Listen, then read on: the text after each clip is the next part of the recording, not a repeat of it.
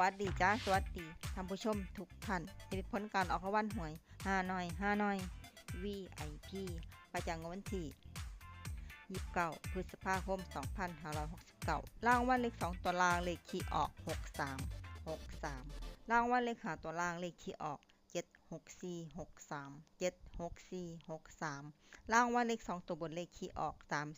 3030รางวัลเลข3ตัวบนเลขที่ออก030030รางวัลเลข5ตัวเลขที่ออก06030นี่ก็เป็นผลออกรางวัลหวย5 หน่อย VIP ประจำงวดวันที่29พฤษภาคม2569ขอให้โชคดีมีชัยถูกหวย5หน่อย VIP ได้รับเงินกันทุกคนด้วยจ้าฝากไว้เลยเด้อจ้า Subscribe กดติดตามและเป็นกำลังใจ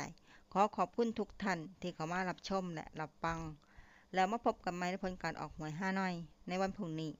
สำหรับมื้อนี้ขอบคุณและสวัสดีจ้า